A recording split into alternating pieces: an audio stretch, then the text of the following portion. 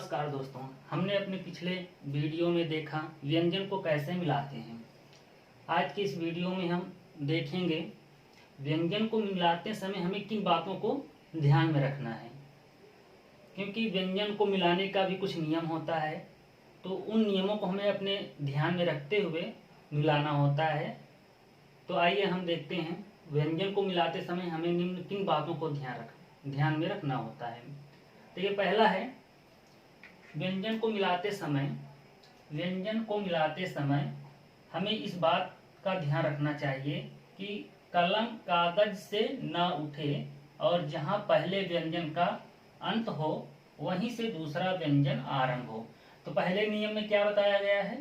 पहले नियम में ये बताया गया है कि हमारा कलम जो है कागज से नहीं उठना चाहिए और जहां हमारे पहले व्यंजन का अंत हो वहीं से हम अपने दूसरे व्यंजन को लिखना आरंभ करेंगे। जैसे दिया गया है शक, तो शक में हम क्या करेंगे? पहला व्यंजन हमारा सा हुआ, दूसरा व्यंजन का हुआ। तो पहले नियम में ये बताया गया कि जहां से पहला व्यंजन का अंत होगा वहीं से हमारा दूसरा व्यंजन शुरू होगा। तो हम पहले इसका पहले व्यंजन का शॉर्टहैंड लिखेंगे, आशुलिपि में लिखेंगे। तो क्या बनाएंगे? सा फिर का, ये हो गया हमारा सर। देखिए हमारा पेन जो है कागज से नहीं उठा, तब तक नहीं उठा जब तक कि हमने पूरा दोनों व्यंजन को मिला के नहीं लिख दिया। तो पहले नियम में यही बताया गया है कि पहली बात तो ये है कि हमारा कलम जो है कागज से नहीं उठना चाहिए, और दूसरा नियम इसमें ये है कि जहां पहले व्यंजन का अंत होगा वहीं से हमारा दूसरा व्यंजन शुरू होगा। जैसे टक कैसे लिखेंगे? टा का, तो मतलब पहला व्यंजन क्या हुआ? टा हुआ, दूसरा व्यंजन क्या हुआ? का। तो जहां पहले व्यंजन का अंत हुआ वहीं से हमारा दूसरा व्यंजन शुरू हुआ। तीसरा पक, पक कैसे लिखेंगे? प का, ये हो गया पक। बग कैसे लिखेंगे? ब गा, सीधी रेखा फिर गा, गा जोड़ देंगे। गा कैसा रहेगा? गहरा रहेगा, गहरा और सीधी रेखा में रहेगा। बग, बग हो गया। लर कैसे लिखेंगे? देखिए ला र, नीचे से ऊपर जाने वाला ला हुआ, फिर ऊपर से नीचे आने वाला रा हो गया। दूसरा लर कैसे लिखेंगे? ला र, लर, ये हुआ दूसरी तरह से। नीचे से ऊपर जाने वाला रा हो गया, ऊपर से नीचे आने वाला ला है। तो पहला व्यंजन हमारा यहाँ खत्म हुआ, यहाँ से हमारा दूसरा व्यंजन शुरू हो गया। मक कैसे लिखा जाएगा? पहला व्यंजन हमारा म का, मक हो गया। घ, यहाँ पर देखिए लिखा हुआ है घल, तो घल कैसे लिखेंगे?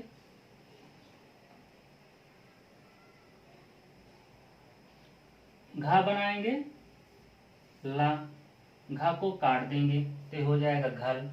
तो इस तरह हमें लिखना है। हमारे अपने पहले नियम को ध्यान में रखते हुए हमें आशुलिपि में लिखना है। पहले नियम में क्या बताया गया है कि कलम कागज से ना उठे, कलम कागज से ना उठे और जहां पहले व्यंजन का अंत हो वहीं से दूसरा व्यंजन आरंभ हो। समझ में आया? तो हमने क्या किया था कि पहले तो कागज से पेन नहीं उठाए, दूसरा पहला व्यंजन जहां से खत्म हुआ वहीं से दूसरा व्यंजन हमने लिखना शुरू किया। समझ में आया? देखिए दूसरे नियम में क्या दिया गया है, पढ़ते हैं। जब दो व्यंजन मिलते हैं तो इस बात का ध्यान रखना चाहिए कि नीचे आने वाला या ऊपर जाने वाला प्रथम अक्षर कॉपी की रेखा पर होना चाहिए, कॉपी की रेखा पर हो, और दूसरे अक्षर लाइन से कहीं भी जा सकते हैं। हमें ये ध्यान रखना है कि अगर ऊपर से नीचे आने वाला कोई व्यंजन हम लिखेंगे तो वो पहला अक्षर कहाँ होना चाहिए? लाइन पर होना चाहिए, ठीक है, कॉपी की रेखा पर होना चाहिए, और दूसरा व्यंजन कहीं भी जाए उससे कोई मतलब नहीं है। तो जैसे ऊपर से नीचे आने वाला व्यंजन कौन सा है? टा, तो हम टा कैसे बनाएंगे? टा फिर पा। तो देखिए पहला क्या बोला गया कि पहला व्यंजन लाइन पर रहेगा, दूसरा व्यंजन कहीं भी जाए उससे कोई मतलब नहीं। चग, तो ऊपर से नीचे आया चा, फिर गा, इसको हम ऐसे बनाएंगे।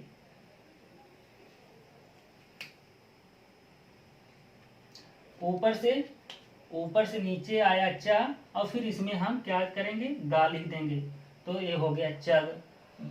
फट, देखिए ऊपर से नीचे आया पा, पा बनाए, फिर टा, टा सीधा हुआ, पा को काट देंगे तो ये हो जाएगा फट। फिर लिखा हुआ है दड, तो दड ये है कर्व, दा हुआ दा, डा जोड़ देंगे, दा गाढ़ा रहेगा और डा भी गाढ़ा रहेगा। तो पहले नियम में क्या बताया गया है कि पहला अक्षर जो है रेखा पर रहेगा, दूसरा व्यंजन कहीं भी जाए हमसे कोई मतलब नहीं है। जैसे तन, तो तन क्या हुआ, ता, तन कैसे बनाएंगे, ता, माँ को इसको हम काट देंगे तो तन हो जाएगा। दूसरा कैसे हम लिख सकते हैं, ता न तन, तो इस तरह हमारा तन भी लिख सकते हैं, इस तरह दोनों तरह से। तो हमें दूसरे नियम में क्या ध्यान रखना है, दूसरे नियम में ये बताया गया है कि ऊपर से नीचे आने वाला अक्षर कापी की रेखा पर होगा, दूसरा अक्षर लाइन से कहीं भी जाए।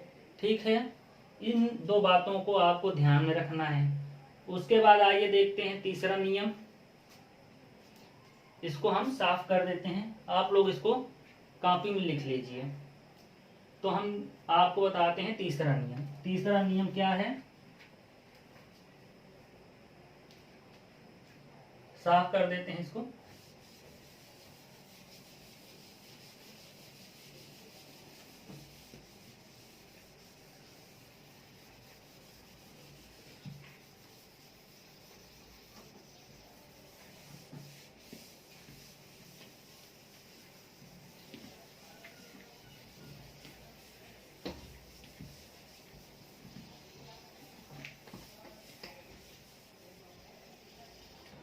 तीसरे नियम में बताया गया है, नियम नंबर 3, का वर्ग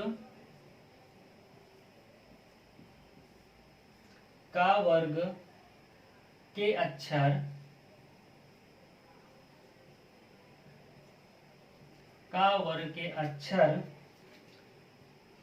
मा, न और अंगा नीचे या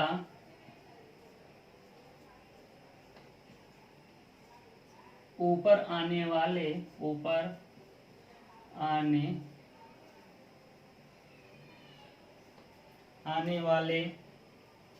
अक्षर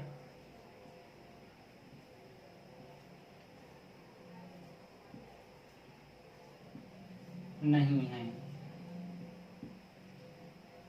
बल्कि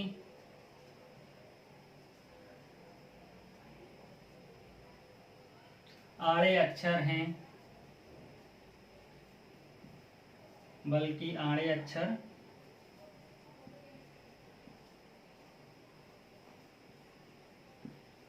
हैं।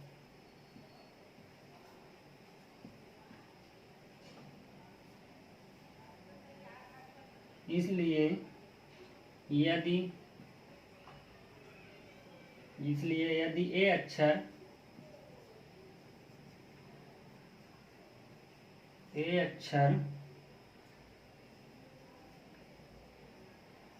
पहले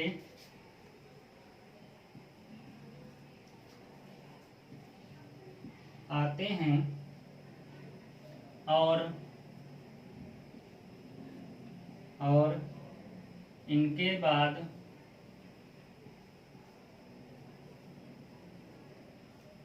बाद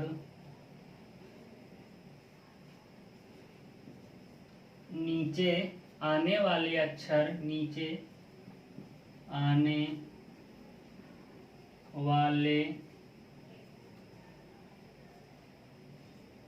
अक्षर आते हैं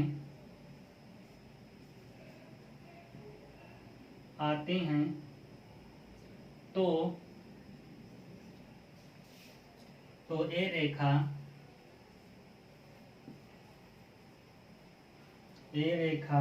के ऊपर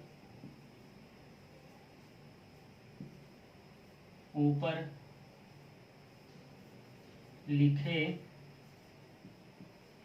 जाते हैं। जैसे देखिए, समझिए पहले नियम में क्या कहा जा रहा है।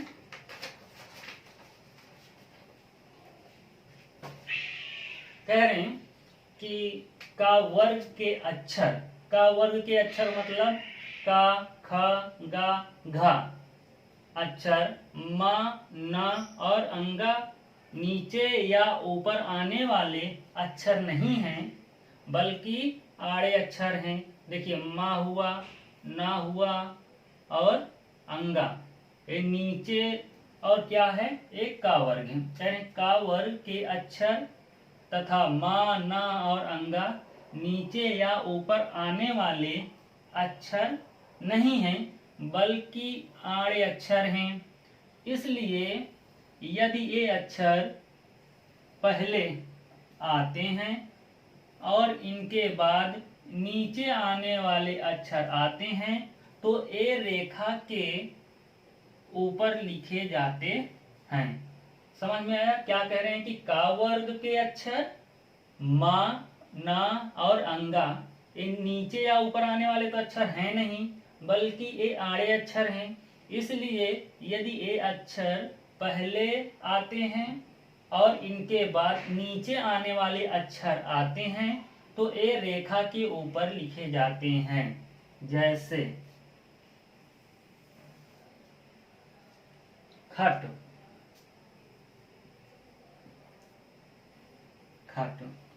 खट में देखते हैं, इसमें इस नियम का हम नियम को देखते हैं। जैसे का वर्ग के अक्षर, का वर्ग का पहला अक्षर क्या है, का है। का वर्ग में कौन कौन से अक्षर आते हैं, का, ख, ग, घा और अंगा आता है, लेकिन अंगा पंचमा अक्षर है। तो खा जो है, खाया है पहले का वर्ग में, तो क्या कह रहे हैं कि का वर्ग के अक्षर मा, ना और अंगा ये नीचे आने वाले अक्षर नहीं है, बल्कि आड़े अक्षर हैं। इसलिए यदि अक्षर पहले आते हैं और इनके बाद देखो, कह रहे हैं कि यदि ये अक्षर पहले आते हैं और उसके बाद नीचे आने वाले अक्षर आते हैं तो ये पहला अक्षर जो है ये लाइन के ऊपर लिखा जाएगा। कैसे, जैसे खट, का वर्ग में आया है खा और ऊपर से नीचे आने वाला कौन सा शब्द है, टा है, तो इसलिए एक क्या है, खा को हम लाइन के ऊपर लिखेंगे। ठीक, दूसरा गब देखते हैं। गा हुआ का वर्ग के अंतर्गत आता है और उसके बाद बा जो है ऊपर से नीचे आने वाला व्यंजन है, तो हम गा को कहाँ लिखेंगे, लाइन के ऊपर, गा बा, ये हो गया आपका गब। फिर आगे देखते हैं, जैसे हमें लिखना है कट, का कहा कैसा वर्ग में आता है, एक का वर्ग में आता है। और टा कैसा आता है, ये ऊपर से नीचे लिखे जाने वाले अक्षर हैं। तो हम जब ऊपर से नीचे लिखे जाने वाले अक्षर आएंगे तो हम का को कहाँ लिखेंगे, लाइन के ऊपर, का और टा, ये हो गया आपका कट। समझ में आया। तो ये ऐसे इसी तरह के हमारे नियम हैं, कुछ नियम हैं उनको ध्यान में रखना है, तो इससे आपको आशलिपि लिखने में कोई दिक्कत नहीं होगा। ठीक है, आगे जैसे चौथा नियम हम देखेंगे। चौथे नियम में क्या दिया गया है, आइए देखते हैं। चौथे नियम में दिया गया है का वर्ग के अक्षर, का वर्ग के अक्षर तथा म, न, अंगा और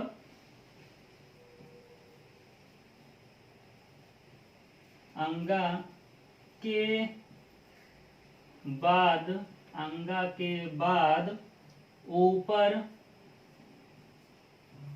ऊपर जाने वाले ऊपर जाने वाले ऊपर जाने वाले अक्षर आते हैं, ऊपर जाने वाले अक्षर आते हैं तो वे आते हैं तो ए अक्षर तो ए अक्षर ए अक्षर कापी की रेखा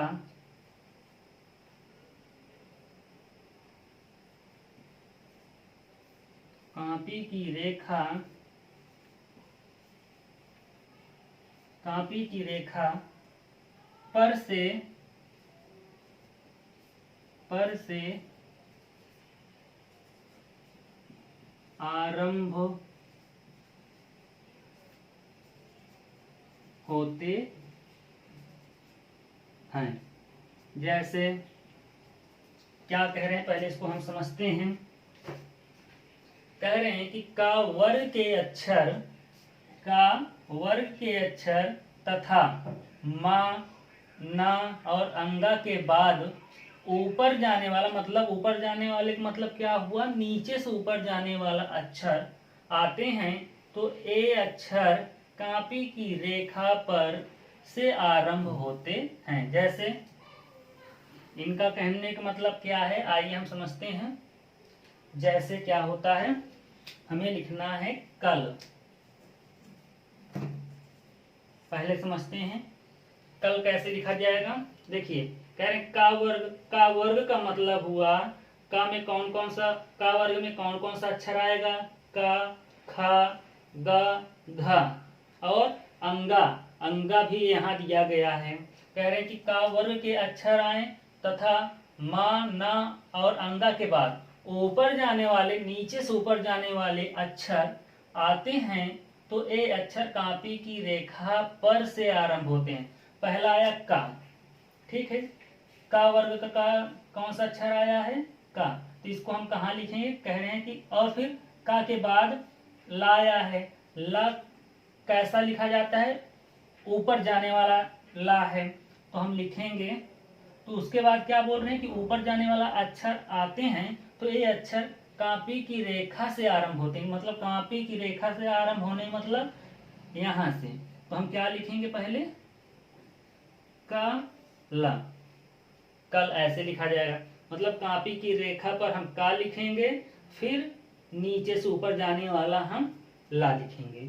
दूसरा देखेंगे कव,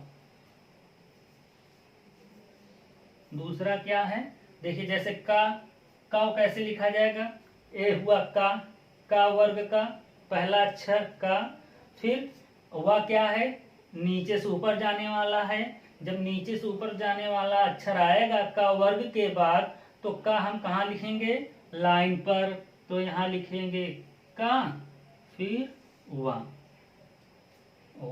हो जाएगा। इस तरह हमारा ये चौथा नियम हुआ, ठीक है।